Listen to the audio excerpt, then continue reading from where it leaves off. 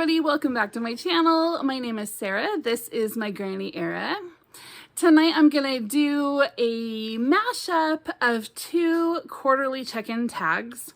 I was tagged in two very similar tags, so I'm just kind of putting them together and combining, so I'm not repeating questions basically. So the first tag I was tagged in is the 2025 quarter year check-in tag. I was tagged in this one by Melinda at A Web of Stories.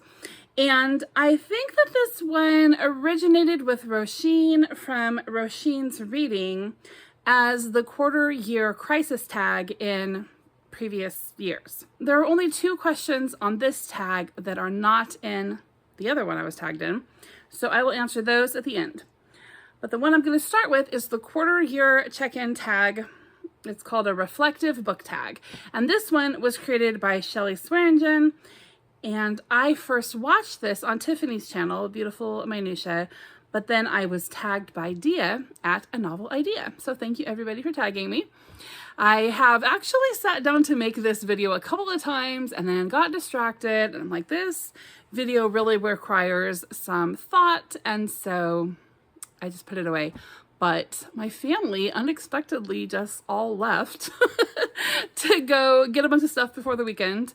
And I am here almost alone and figured I would come on and try to make this video real quick before I gotta go make dinner. It is Friday, about 5, and I am planning on making dinner and then hanging out by myself, with myself for the rest of the evening. I'm gonna hang out with a bunch of you guys because I'm gonna get on to Chrissie's Purple Library and do her reading sprint tonight. It starts at 8 p.m. Eastern time, so that's 7 for me. So if I swing it right, I can get in there just in time before she starts up. I did that last Friday night for the first time, and it was really fun. Met some fun readers and booktubers on there, and Chrissie is super sweet. So if you haven't checked out her reading sprints and you have availability on Friday night, I would highly recommend it. All right, so let's get into these questions. It's just kind of a look back at the last quarter, the first quarter of the year.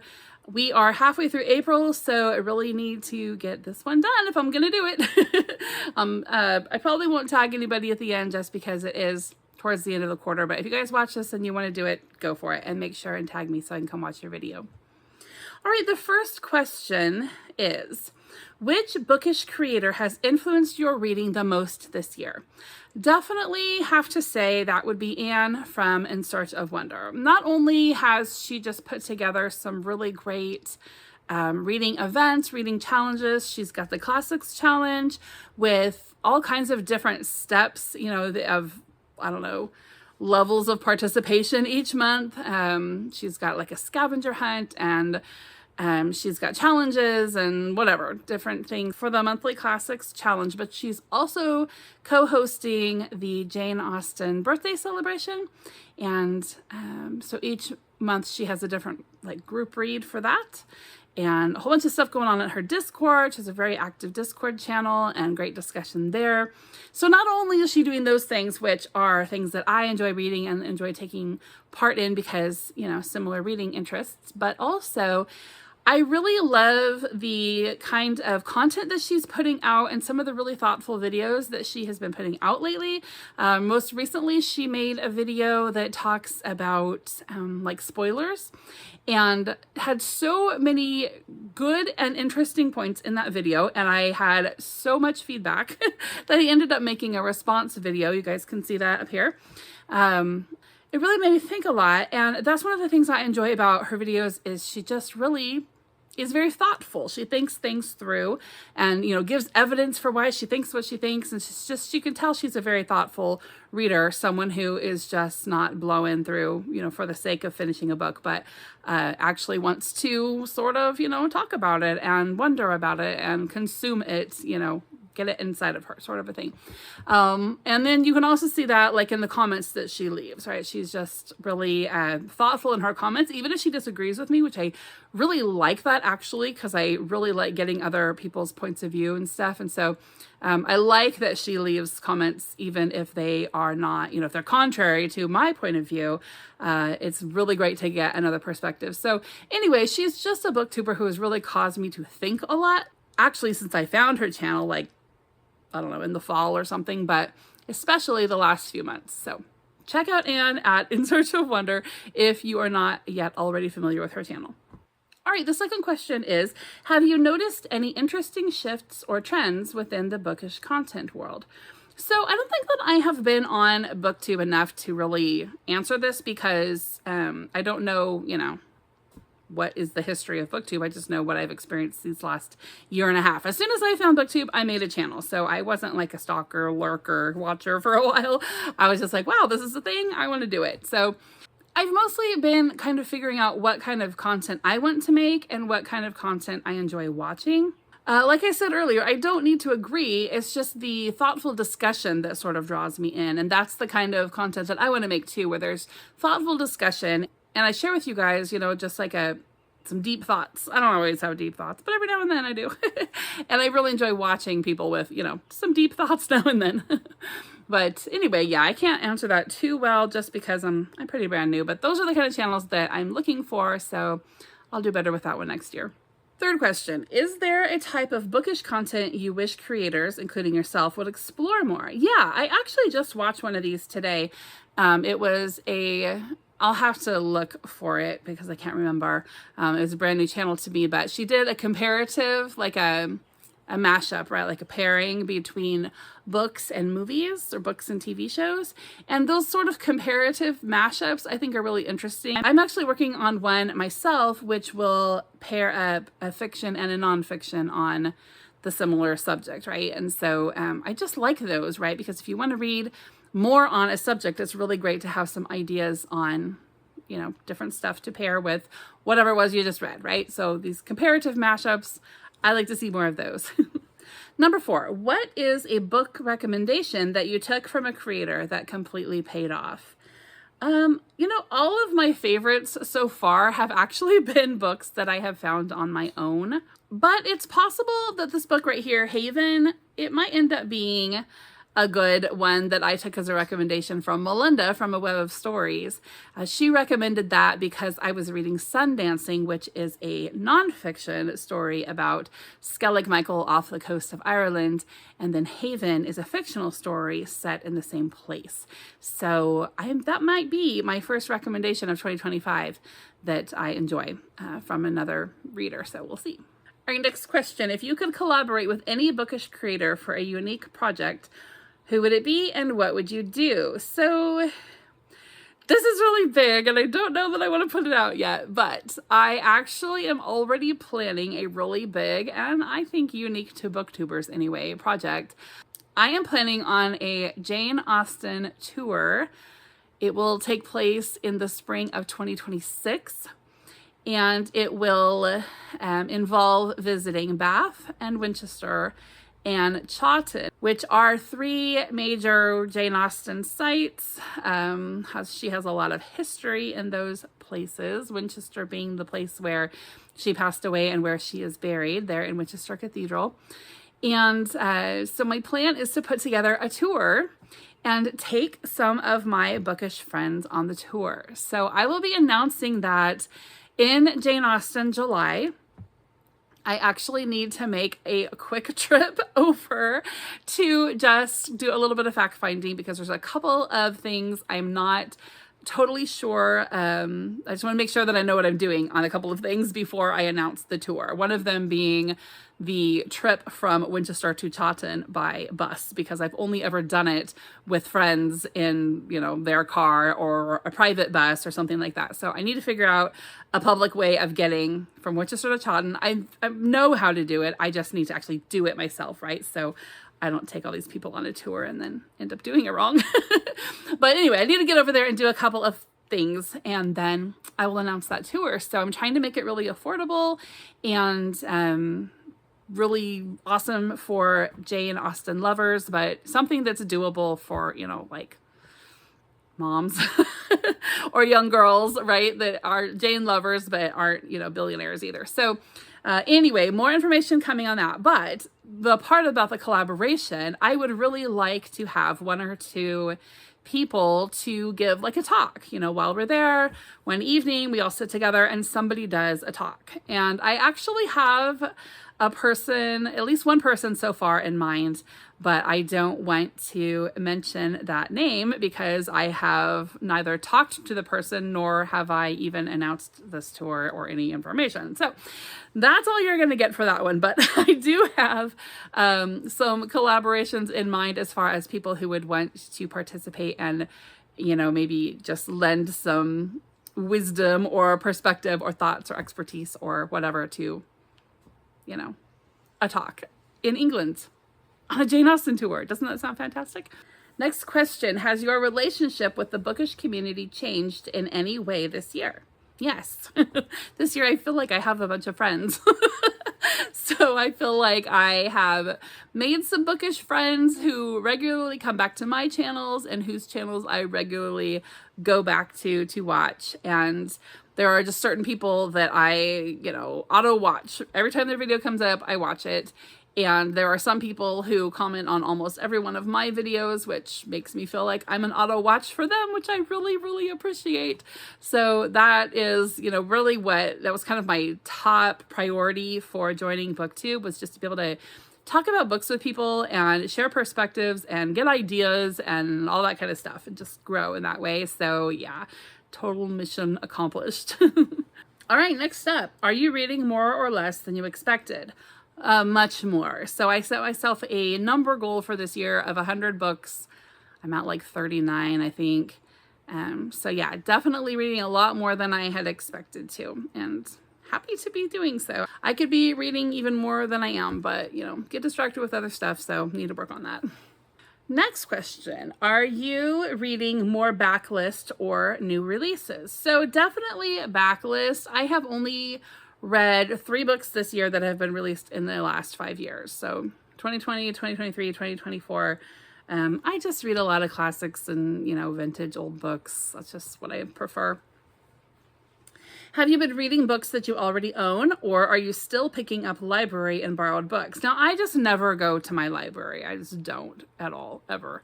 So my books that I'm reading are either ones I already owned or ones that I bought. Every now and then I will find something in a little free library, but very rarely. And every now and then, you know, somebody will gift me a book, like I've showed you in my book hauls. My mom likes to send me books, and my friend Laura gave me a couple of books. And so, but for the most part, they're ones that I have just went out and bought or ordered. What is the longest and shortest book that you've read so far this year? So the shortest book would be, is it A Wood at Midwinter? The Wood at Midwinter or something like that by, you know, Susanna Clark. I read that. I think I read that in January. And then the longest book would be New York by Edward Rutherford, which I read in March for March of the Mammoths. Have you read anything completely outside your comfort zone? So just the books that I read in February for Wasted Weekend. I read a little stack of books just over the course of like 18 hours. Just a few like really ridiculous teenage, like, you know, scholastic books or teenage romances from the 80s. I read just a few of them, and then I was like, I can't take it anymore. So I was doing that because in August is Garb August, and in Garb August you read just like ridiculous stuff. And so I had collected all of these just cringy books that I remembered from my childhood. Nothing trashy, but just, you know, cringy, just stuff you're like, oh, I can't believe I read that. But then in February, since it's halfway between last Garb August and next Garb August, you get the Wasted Weekend. So you get to kind of have a pre-jump into your Garb August pile. And so I did that, and I read some of the books that I had been collecting for that. And then I'm like, Do I really want to do Garb August? I don't know if I'm into the cringy read thing now. So, but the problem is I've collected so many now that I'm like, so we'll see. I don't know. I don't really ever read trashy books, but I'm still just trying to clean up my reading as far as like worth itness, right? Like, was it worth it to spend time on that? And so I don't know. I might not do it after all. Anyway, other than that, no, nothing totally outside my comfort zone. If a book starts getting outside my comfort zone, I just DNF it. So I don't read stuff that, especially if it, you know, I might stick with something if I'm not enjoying the subject matter just to kind of see how it ends, but I won't stick with something if it messes with, you know, the moral standards that I made for my reading. I'll just DNF that. Have you noticed any patterns in the kinds of books you're drawn to this year? Yes, definitely. Middle Ages. I've been reading a lot about the Middle Ages, both fiction and nonfiction. It's just what I'm into lately.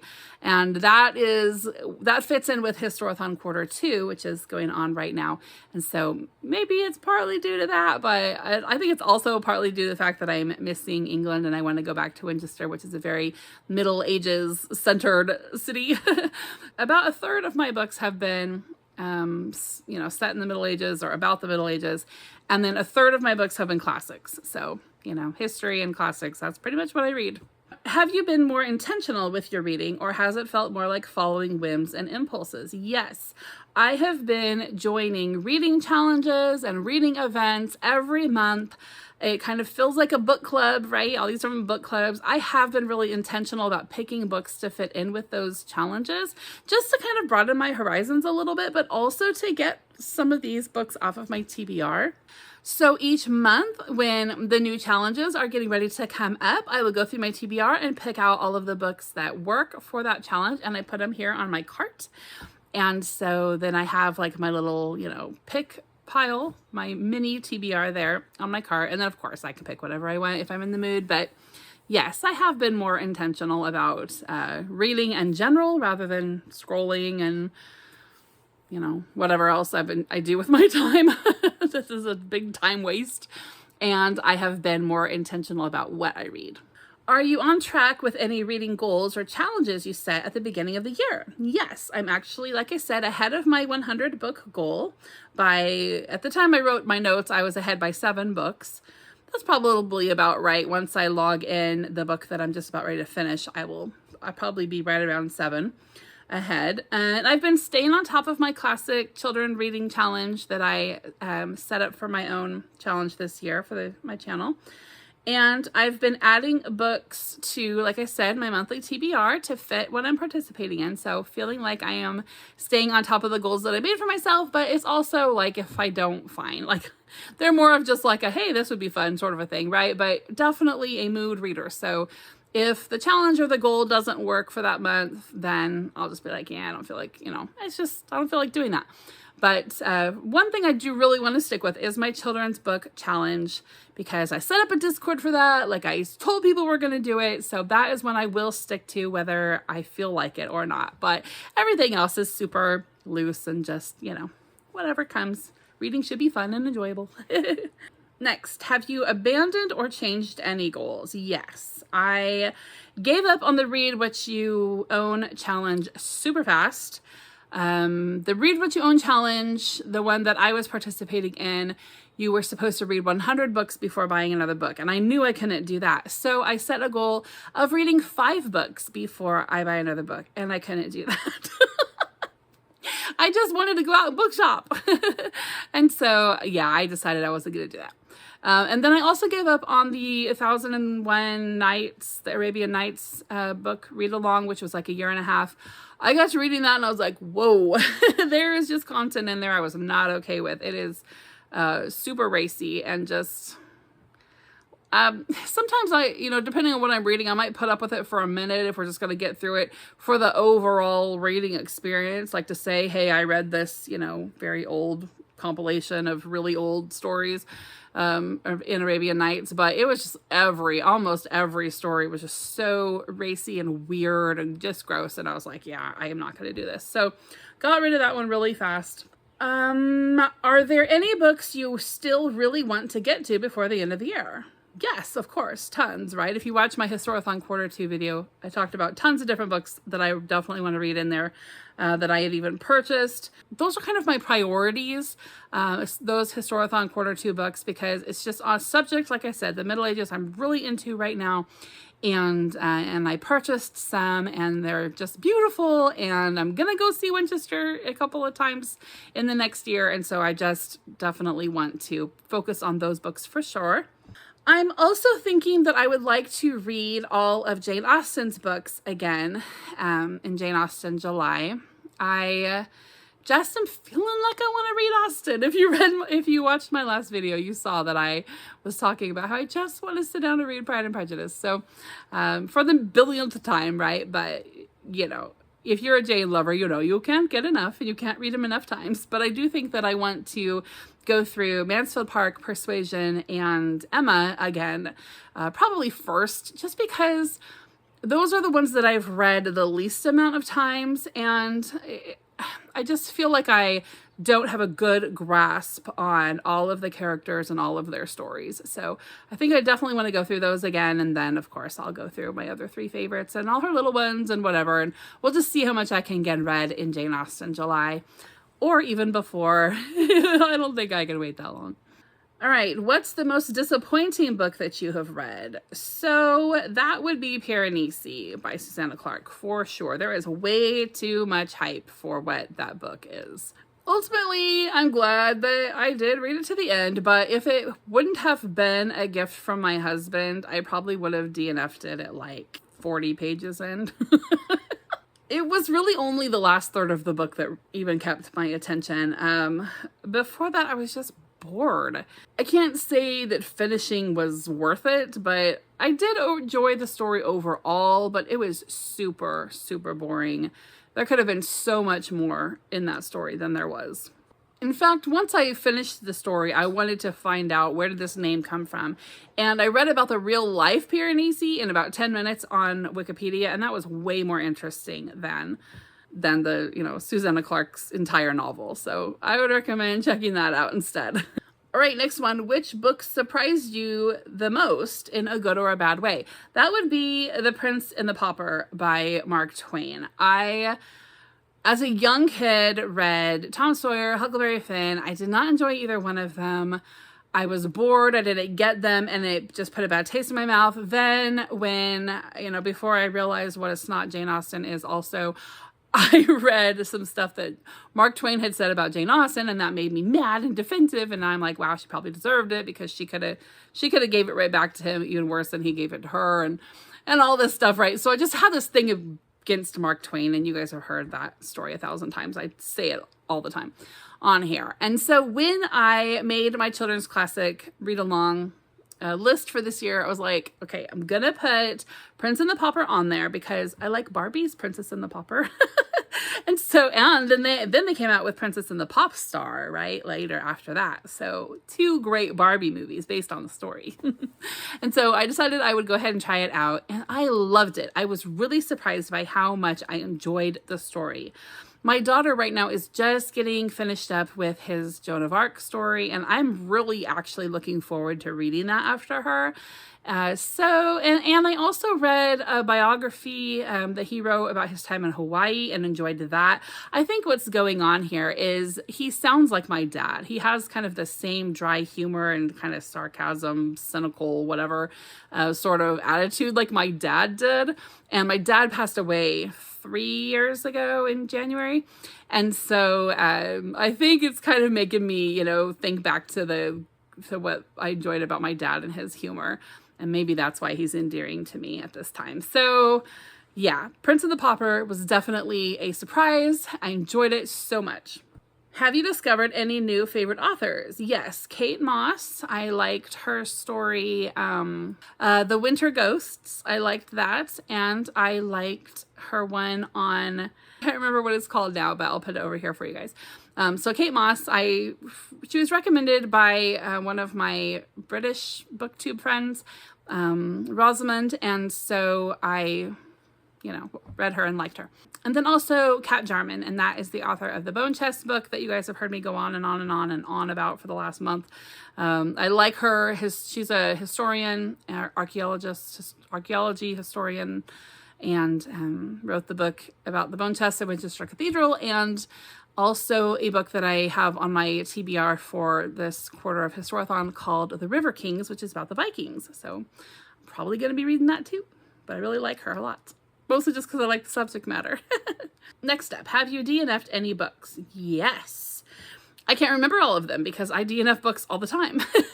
But the most recent book was called The Ruby's Curse, and it's by Alex Kingston, who plays River Song in the Doctor Who series. She wrote, it's like a detective novel that's supposed to be set like in the 1930s in New York or something. It was horrible. I only read like the first 30 to 40 pages, and I only read it because one of my daughters, who's a massive Doctor Who fan, early Doctor Who, we haven't let her watch anything past Matt Smith, but she likes the early Doctor Who, and so she wanted me to read it because she wanted to read it. So I was kind of like, checking it out. She's only 13. And yeah, I just wasn't, So I didn't finish that. But anyway, that's the last DNF that I DNF'd.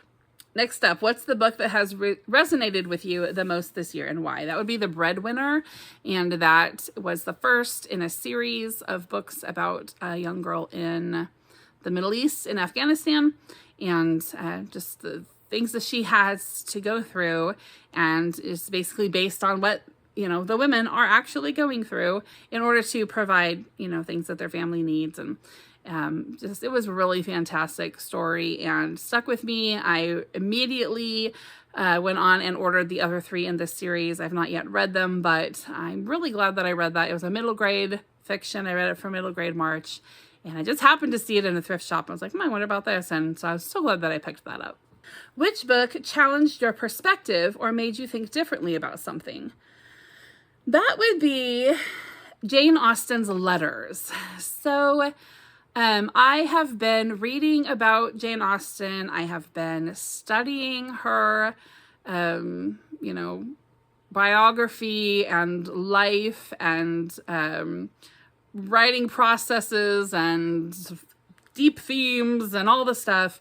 I've been visiting her different sites in England. I've been doing all this stuff for probably 12 years now on Jane Austen, but I had never read the letters other than just what's already inserted, little clips of this or that, right? Inserted into a biography or something. And so I had a book, and I don't know if it was her complete, letters that they are aware of now, or if it was just a selection, but I read through them a little bit ago, January, for Epistolary January. And it's not that I was surprised because, she's not the mild-mannered, spinstery, quiet, mousy, in the corner sort of knitting person. No offense if you're a knitter. I get it. Everybody knits. But anyway, she wasn't like that. And I know that, she's very witty, sarcastic, a little cynical, kind of critical, she was like a human. Not introverted, it doesn't seem. She's kind of like me, where I'm not necessarily an introvert. I'm just a selectovert, right? Like, I'll hang out with certain people and be super extroverted, but sometimes I'm just not because I'm uncomfortable in the company I'm in, right?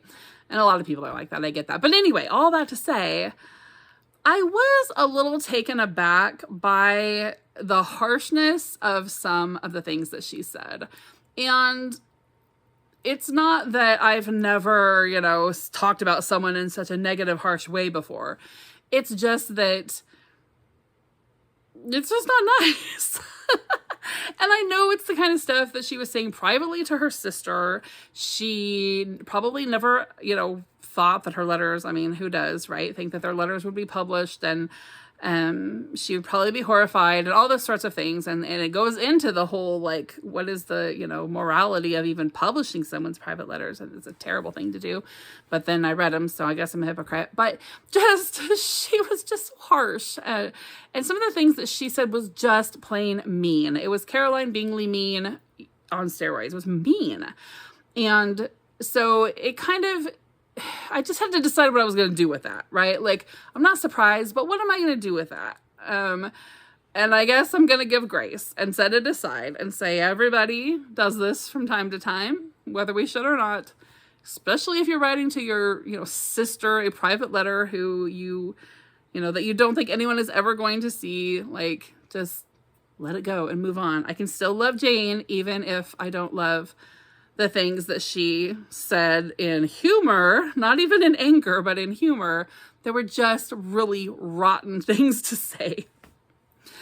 So yeah, there you go.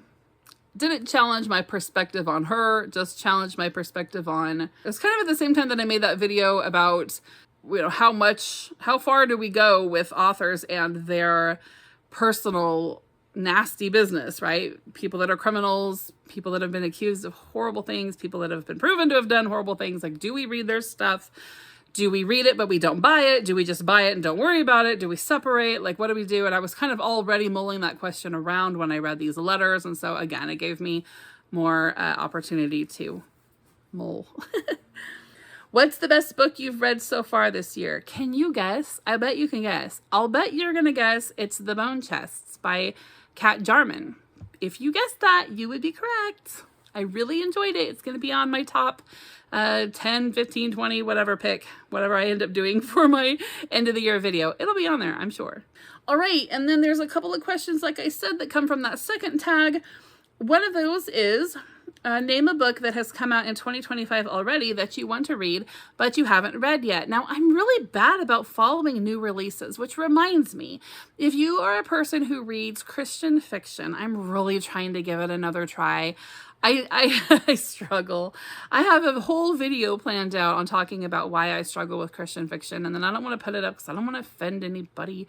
But if you are a person who reads Christian fiction, where are you getting the recommendations? Because my Barnes & Noble has just a tiny little section of Christian fiction, and then I have a Bible bookstore in town, but it's mostly nonfiction and like old stuff, like, all the Francine Rivers that we've already read and all that. So where do you guys get recommendations for Christian fiction? Do you just go to the publisher's sites? Is there something I'm missing? Like, where can I find this? But anyway, I don't know what all is coming out or has come out in 2025, but there is a book coming out that I am aware of by Claudia Gray. It is called, where did I write that down? It's called The Rushworth Family Plot. It is the next book in the Mr. Darcy and Miss Tilney series that she is writing using the Jane Austen characters like down the road after they're grown up and they have teenagers and stuff. There is a young duo, not necessarily a couple yet, but they're a duo of sleuths, and they are solving mysteries that all take place in the neighborhoods where Jane Austen's characters live, and they are all a part of it and whatever. So anyway, I really enjoy that series so far, and the next book is coming out in like June or July or something. So I'm looking forward to that. I think that the author is doing a good job with those. They're not like fantastic, but I'm into the story.